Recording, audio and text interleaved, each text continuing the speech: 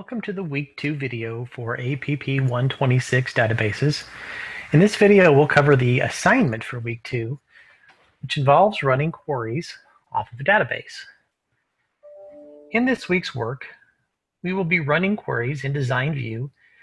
We will be creating across multiple tables. We're not limited to just one table. We'll use specific text in a query, the OR logical operator, and sort them through multiple fields.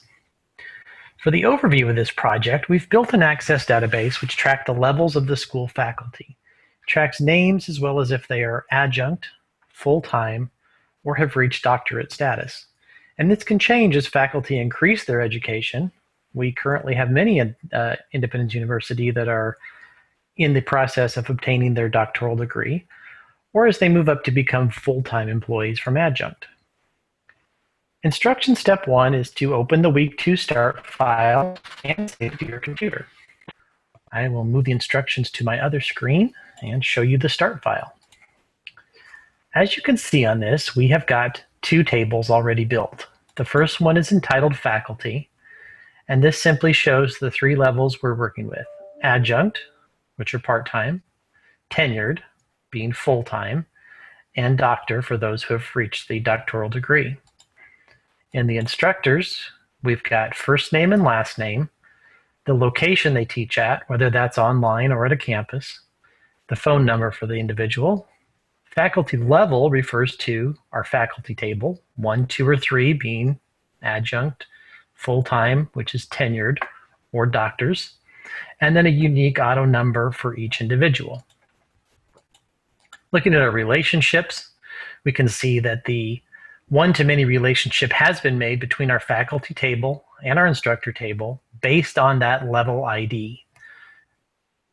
The 1, 2, or 3, adjunct, tenured, doctoral, relates to the unique auto number in the faculty table.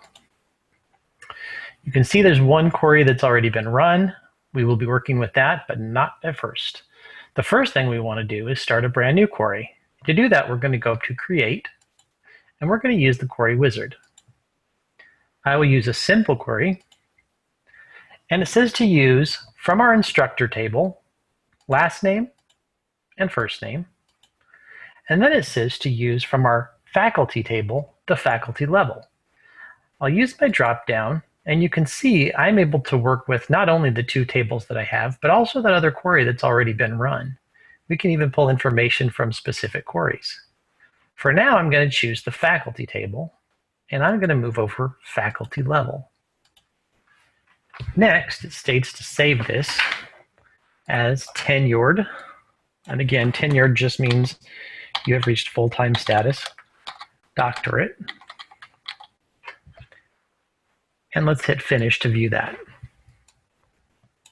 It pulls up those three fields that we looked for: last name and first name from our instructors, and the level from our faculty: adjunct, tenured, doctor.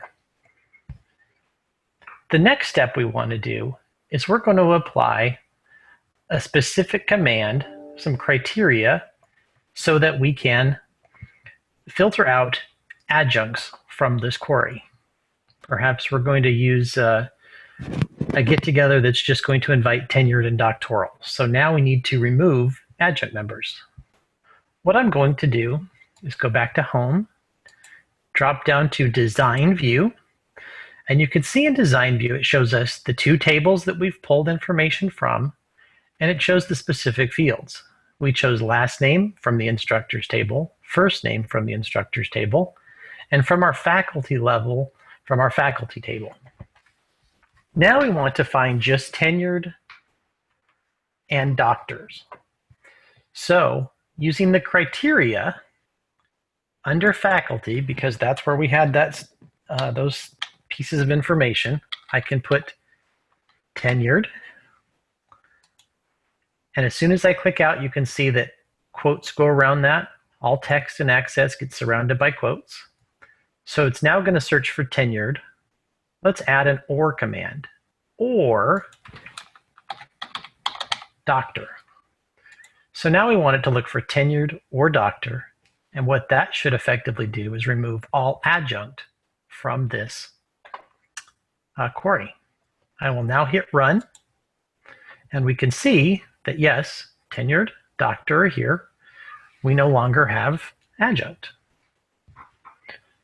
The next step to do is to apply an ascending order to last name and first name, and then view the data sheet. And in our examples, it gives us a figure to look at to see what it should look like. Under last name, I'm going to go to sort. And when I click in there, I get a drop down. We'll say ascending. It says to do that with first name as well, ascending. When I hit run, we now see it sorts by last name, alphabetical order. It's choosing that field first, so obviously first name is not going to follow that suit. And then we have their faculty level. At this point, we can save and close this query down. Again, there's an example of how it should look in the instructions, as well as follow along with the video. Next, we're going to open the query titled by location. This one you can see we've got last name, first name, and the location where they teach. It asks us to go to design view, and we're going to move some things around. It says to rearrange the fields so that location is first, then last name, then first name. Very easy to do. In this query, you can see we're running from just one table, and it lists those specific fields in those specific tables. I can use the drop down, and I can now move location to the first, last name, and where location was, first name. And it said to apply a sort order of ascending to our location. If I hit run, you can see that the location is now first, and it's an ascending order, starts with Boise, and then last name, first name. The next thing to do is go back to design view, and we want to add a phone field over here. Easy enough because we have that in our instructor table. So I can use my drop down, and I can add phone. Now when I hit run, that is included in there as well. The last step on this, while we're still in datasheet view, it's just to widen all columns to 15.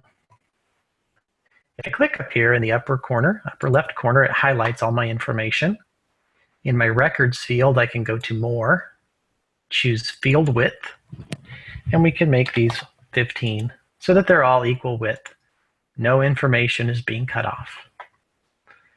The last step after we save that, go to database tools, compact and repair the database, and then close it down, and you could turn this in for your week 2 assignment. In the week's live sessions, the instructor will go over this and be able to answer questions, explain it in a little more detail, and also go over some of the steps that you will want to do when running your own queries on your own database for the week 2 assessment.